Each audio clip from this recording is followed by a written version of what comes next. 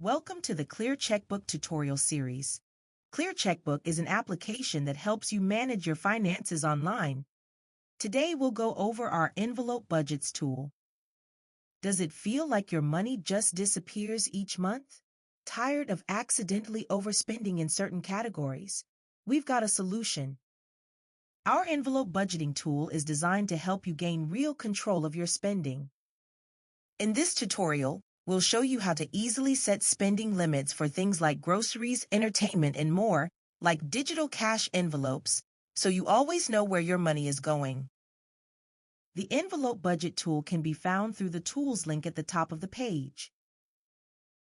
Rather than setting a budget limit, you fund each envelope by categorizing your income with the same categories as your envelope budgets. You can learn more about splitting your transactions in our Splitting Transactions video tutorial.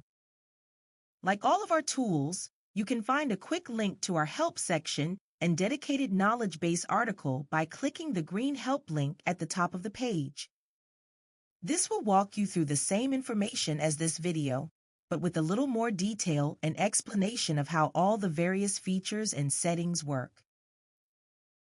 Back to the envelope budgets page, I'll start by going over the information at the top of the page. You'll see a button to add a new budget, a link to manage your envelope groups, which I'll go into later in this video, and a sum of how much is remaining for all of your envelope budgets. Below that is a list of all your existing budgets. Each box shows the category the budget is assigned to, the amount of money remaining in the budget, as well as some information about the budget itself. The goal is to keep the amount in your budget positive. If the amount turns negative, it means you overspent the budget, and you should consider how to cut back on spending towards it.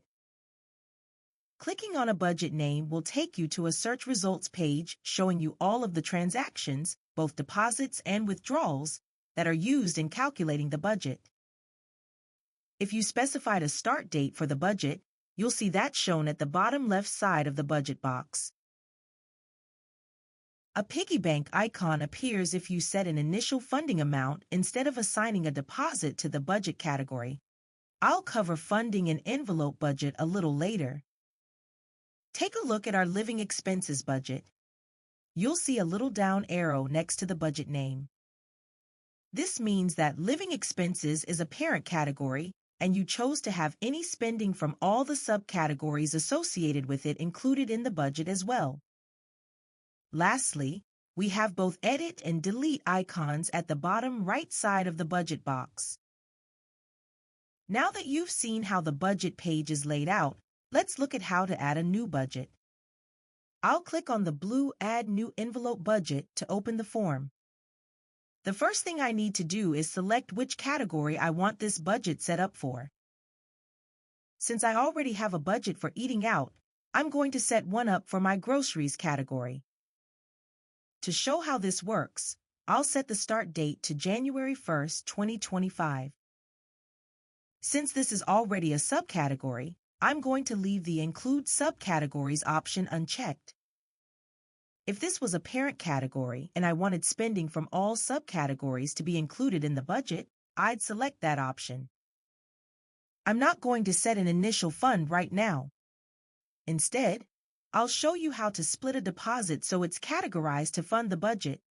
Finally, I'm leaving the envelope groups empty. I'll walk you through setting up and managing groups in a little bit. When I click the Add Envelope button, it will add the envelope to my list. You can see the amount is negative right now.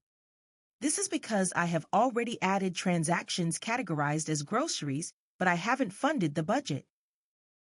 To fund the budget, I'll go to the transaction register and find one of my recent salary payments. Next, I'll click on it to edit it and then split the transaction. Of this salary payment, I want to set aside $500 for my grocery budget. You'll notice I'm leaving the transaction type for the deposit set to the plus sign. This indicates the split amount is positive. I'll give the split a description of Funding Grocery Envelope and select my groceries category. When I save the transaction, you'll see a pop-up alerting me that the sum of my split transactions don't match the parent amount. That's okay since I'm showing you an example. If you've set up budgets for all of your spending, you'll usually want the sum of the splits for your deposit to equal the same amount as the parent transaction. This means that all your income is being categorized and allocated for.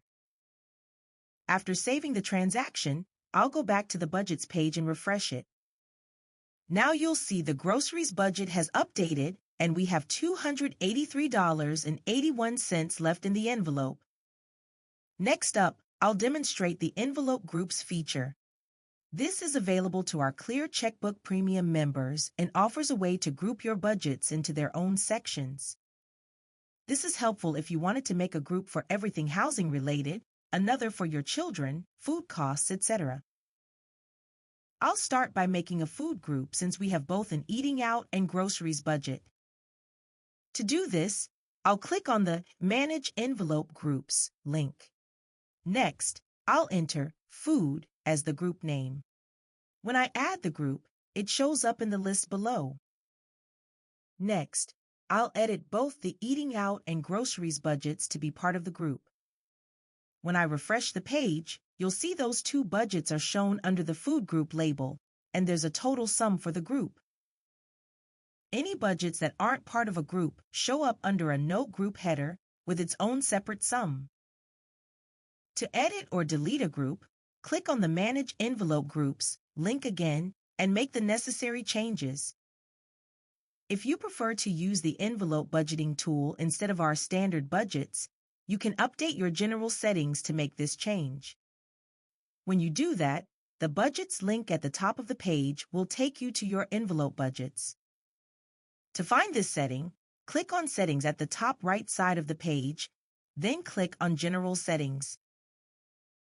Next, you'll see an option called Main Budget Type under the Global Settings. Change that to Envelope Budgets and then save your settings. Now the Budgets link at the top of the page shows an envelope icon next to it. Finally, you can add the Envelope Budgets gadget to your account dashboard to see all of your budgets without having to open the budget tool itself. To do this, go to the dashboard and then click on the Add New Gadget link. After that, click on the Add button next to the Envelope Budgets gadget. When added, you can move it anywhere on the dashboard you'd like it. Thanks for taking the time to watch our video covering the Envelope Budgets tool. If you have more questions, please visit ClearCheckbook.com and visit our Help section.